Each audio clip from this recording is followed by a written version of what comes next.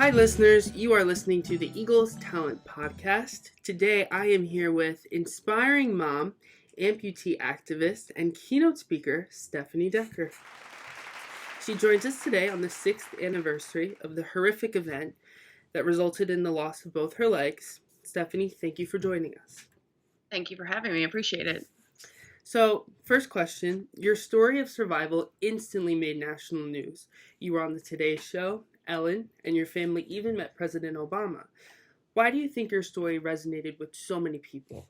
I think as a mom or even as a parent, I think we all connect with the possibility of losing our children and that we would do absolutely anything to save our children. It just became one of those moments, I guess, where it was my turn to step up. It was my turn to put things on the line, and there was absolutely nothing more important than my children. And as a mom, I know when I see other stories of mothers or parents that do heroic and amazing things to save the life of their children, we just get it. As a parent, you understand that nothing is more important than your children, and you will do anything, and that includes die if necessary to save your kids. Wow. It's that maternal instinct. Absolutely. And I think that's, as a nation, we get that. There's a lot of, things in the news that we see that are horrific, but there are also a lot of good things that are going on. And when we get when there's a story of something that ends in a happy ending, we want to cherish that and hold on to that because it's important just in the family dynamic. Yeah, so true. During your second appearance on Ellen, she said you were so well spoken. Did that plant the seed for you to become a motivational speaker? The seed got planted actually through Eagles. To be honest, I laugh because my husband is a high school baseball coach, and he's usually the one in front of a camera talking.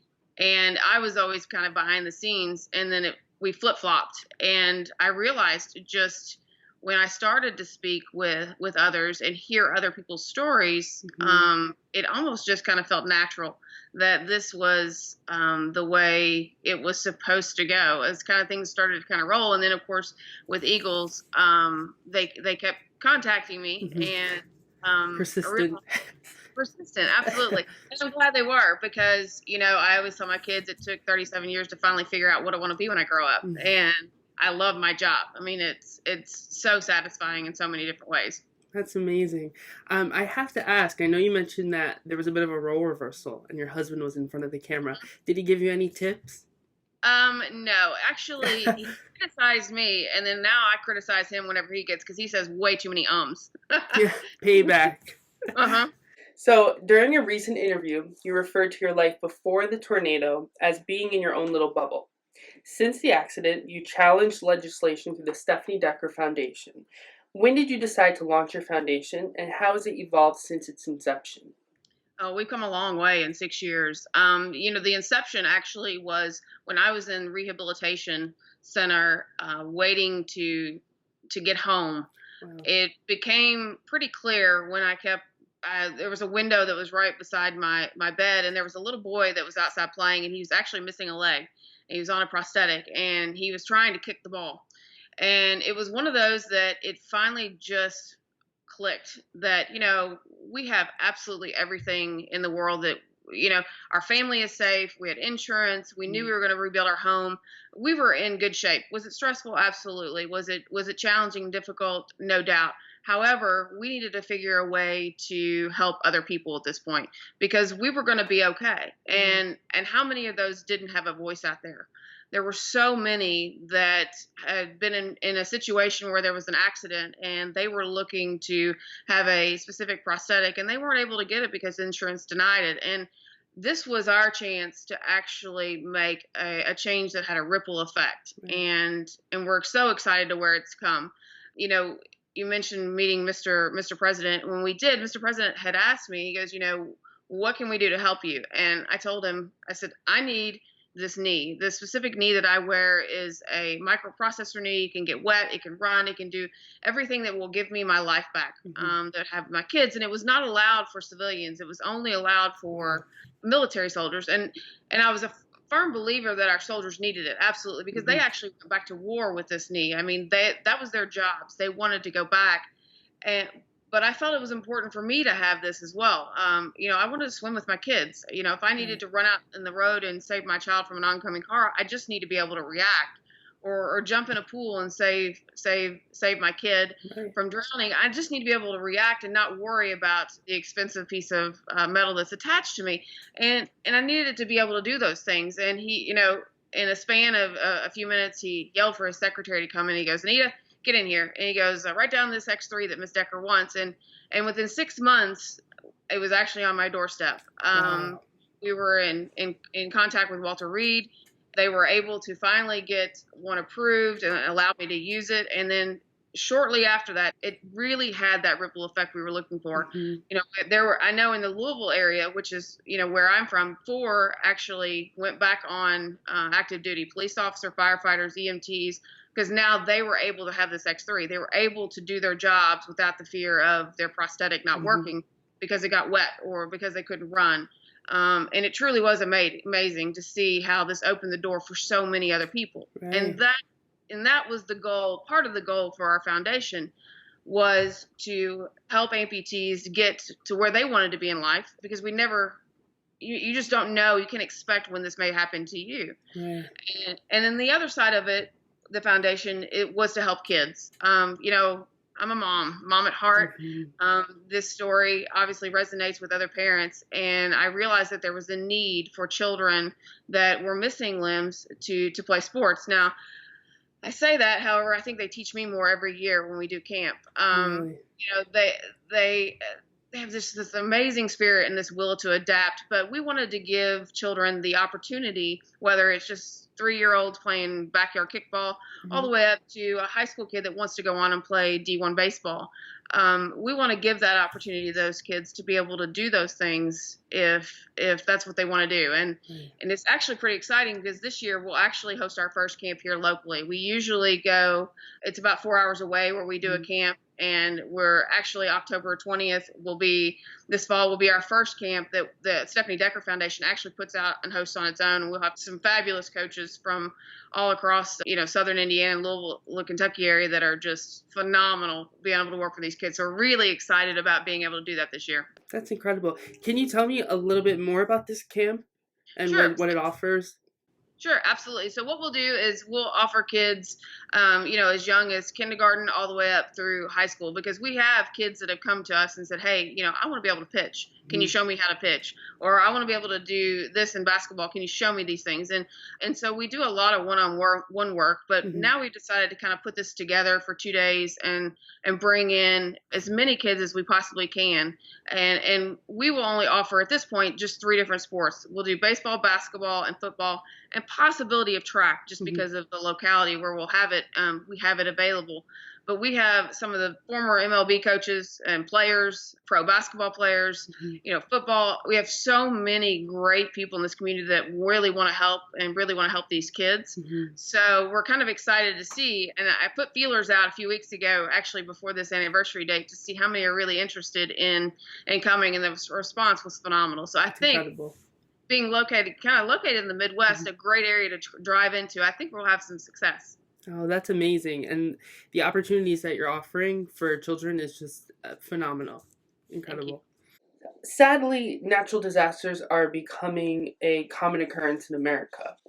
As a survivor who believes you should find something bigger than yourself, what advice would you give to a person or an organization looking for ways to help people who are still affected by natural disasters, even after the media has maybe moved on from the story?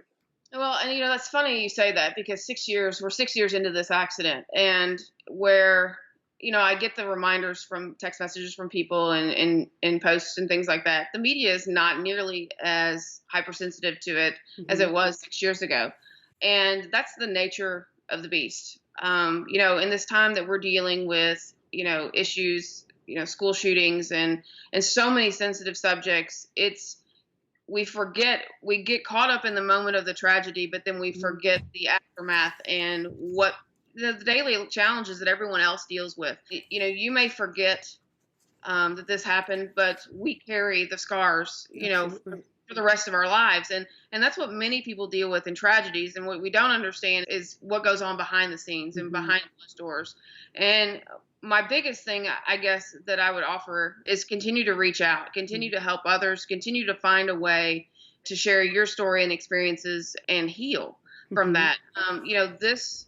Our foundation and finding something that we were passionate about really helps in the healing process because you realize that you're not the only one. And when you can connect with other people that have Mm-hmm. stories and stories that are horrific and maybe don't have as great of outcomes as ours has, you have to find a way to go on. And usually that comes in finding a passion that you can, and a legacy that you can leave to help change the world and make that ripple effect of change. Right. So true. For those who may be interested in getting involved, how can people get involved with the Stephanie Decker Foundation? Oh, very easy. And we're always looking for involvement. We're looking for whether it's monetary donations or people that just want to reach out and help. I can't tell you how quickly it's grown and how much of a need there is, but you can reach me on my website, which is www.stephaniedecker.com. I'm on every social media page you can imagine. If you just Google, you can't miss it on Facebook, Instagram, or Twitter. It's real easy to reach out to us. And we're looking for that help. We're looking to grow. We'd like to have our own facilities. That's something that's our long-term goal and what we really are looking forward to doing. And we hope that we kind of get to that point. So anybody that can offer that help or assistance or guide us in any way, we're obviously looking for that. And we'll definitely share all that information in the links for anybody that's interested, anybody that's listening and wants to get involved. Okay, great. I know that, as you mentioned, sports play a huge role in the Decker family. So I have to ask, with the 2018 Paralympics right around the corner, do you maybe have a favorite event? And if you were a Paralympian, what event would you compete in? Oh my gosh! And that was a question I wasn't expecting. Yes, the Paralympics. They're so exciting. So many have become friends. I've become friends with now that are in the Paralympics, and I'm so excited for them. And what's funny is I actually brought my running leg in here. So Wow. if I were to compete, I would say I would probably run. Ironically, before the tornado, I can count on one hand how many days I enjoyed running. Wow. But, it was the goal. It was the accomplishment of being able to compete and finish. That was the glory of running for me.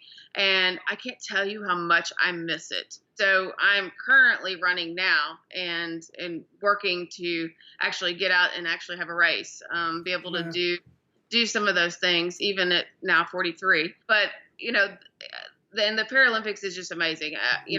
I'm so excited. As I said, there's so many out there that I'm friends with, that I'm rooting for, and I'm excited to see how so many of those will finish and what they will do. They're life changers. But you mentioned before that this year you might be able to incorporate track. Will you be maybe coaching, getting involved? Well, I'm not sure if I would be the greatest coach yet. Learning to walk on prosthetics is challenging enough in itself. Let me tell you, learning to run on them is something that's a completely different ballgame.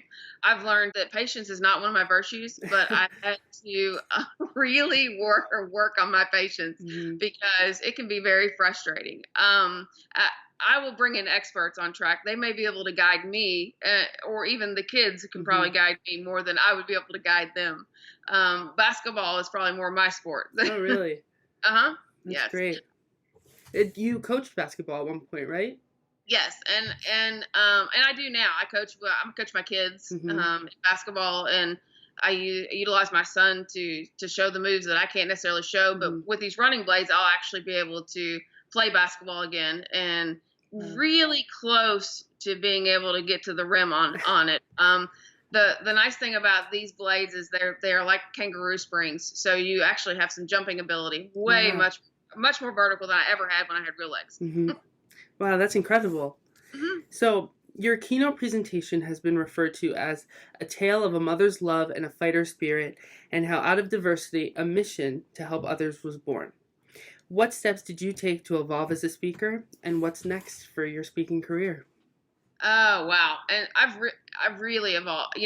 That's funny. From where I first started to where I am now, it's not the same person. The story may be the same, but the way I present and just the way it's become part of my life now, has really changed. I've developed just a niche, I guess, for being a motivator. I enjoy being able to motivate others, when we go through difficult times. And I really hope to, expand on that and reach a larger platform. This doesn't just have to be, physicians or doctors or even schools and athletes. This is a bigger message that I have to share. There are so many points that you can take away from just hearing the story, that I hope that my goal as a speaker is to reach those, actually reach businessmen that are dealing with stressful issues and stressful jobs, because I can relate to all of those things. And so I guess my goal would be to finally get to that point to where we're a much larger entity. We actually can reach a larger group of people. Right. That's incredible. And it's definitely been a journey for sure. I have to ask, if you could go back 6 years and give yourself one piece of advice, what would it be during that journey? I mentioned that patience was not one of my virtues, and it is one that I continue to struggle with. And part of, and I won't say part of that is bad, because it actually has motivated me and set the goals that I've set to get where I am. But, when my accident first happened, I wanted nothing more than to have my life back 2 days ago. I mean, is how fast could I get it, and how frustrating it was to accept the process. Right. And the process was, I could only do as much as my body would let me. And that was challenging. That was difficult as not only a mother, but as a competitor, as a woman. It changes your outlook and your image and your self-image. There was a lot of introspection on my part as to how I was going to grow from this. And I was hard on myself. If anything, I would have been less hard on myself and understood that, there's only so much you can do. Right. What the flip side of that's a fighter mentality. You don't quit, you don't give up, you push. And I, so it's kind of hard to say I changed too much of it, other than I would learn to accept that this is a process, and you have to go through it like everyone else has to go through processes. It's not a sprint, it's a marathon. Right. And I think that fighter mentality is so deeply ingrained in your keynotes and your message, and I think that's part of the reason why people connect with you and resonate with you so much in your story. Well, thank you. So, Stephanie, I want to thank you for sitting down to chat with me. Anybody interested in getting involved with the Stephanie Decker Foundation, be sure to visit stephaniedecker.com. And if you're interested in finding out about Stephanie's speaking topics, be sure to visit her page on Eagles Talent site. Stephanie, thank you again. Thank you.